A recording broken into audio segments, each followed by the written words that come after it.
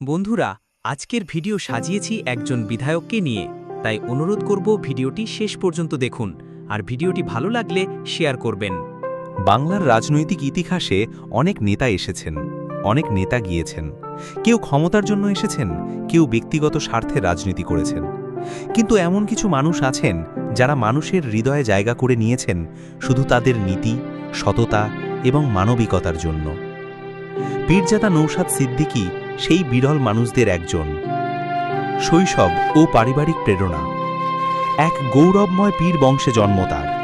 এমন এক পরিবার যেখান থেকে শতাব্দীর পর শতাব্দী ধরে মানুষ পেয়েছে ধর্মীয় শিক্ষা, মানবিকতা আর ন্যায়পরায়ণতার অনুপ্রেরণা।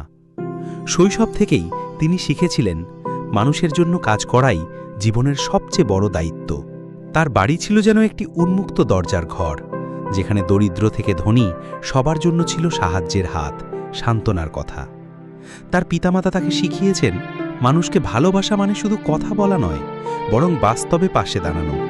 ব্যক্তিত্ব ও মূল্যবোধ।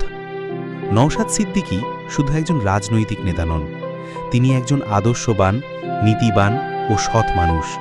তার জীবনের মূল ভিত্তি সততা, সাহসিকতা আর সহানুভূতি।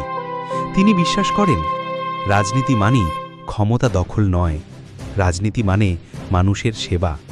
প্রতিটি আচরণে, প্রতিটি বক্তৃতায় আর প্রতিটি সিদ্ধান্তে এই নীতি স্পষ্টভাবে ফুটে ওঠে। ক্রীড়াপ্রেম ও দলগত চেতনা। রাজনীতিতে আসার আগে তিনি খেলাধুলায় গভীর আগ্রহী ছিলেন। বিশেষ করে ভলিবল খেলায় তিনি ছিলেন দক্ষ ও পরিচিত। খেলার মাঠে তিনি শিখেছেন শৃঙ্খলা, একতা, দলগত প্রচেষ্টার মূল্য। এই খেলাধুলার মানসিকতাই তাকে শিখিয়েছে একজন নেতা একা নয়, দলের সবার সাথে মিলেই সাফল্য গড়তে হয়। রাজনীতির ময়দানে আগমন। যখন তিনি কাছ থেকে দেখলেন মানুষ অবহেলিত, অধিকার থেকে বঞ্চিত, যখন দেখলেন রাজনীতি অনেক সময় মানুষের স্বার্থ ভুলে ব্যক্তিগত লাভের দিকে চলে যায়, তখন তিনি স্থির করলেন এই পরিস্থিতি বদলাতেই হবে। তার লক্ষ্য ছিল ধর্ম, বর্ণ, জাতি নির্বিশেষে সকলকে নিয়ে একটি সুস্থ, ন্যায়ভিত্তিক সমাজ গঠন। সর্বধর্ম সমন্বয়ের প্রচেষ্টা। হিন্দু, মুসলিম, জৈন, আদিবাসী সবাই তার কাছে সমান। তিনি বারবার বলেছেন, আমরা সবাই একই মাটির সন্তান, আমাদের লড়াই একে অপরের বিরুদ্ধে নয়, বরং অন্যায়ের বিরুদ্ধে। এই উদার মানসিকতাই তাকে মানুষের কাছে শুধু নেতা নয়, একজন প্রিয় বন্ধুতে পরিণত করেছে। ভাঙড় বিধানসভায় জয়।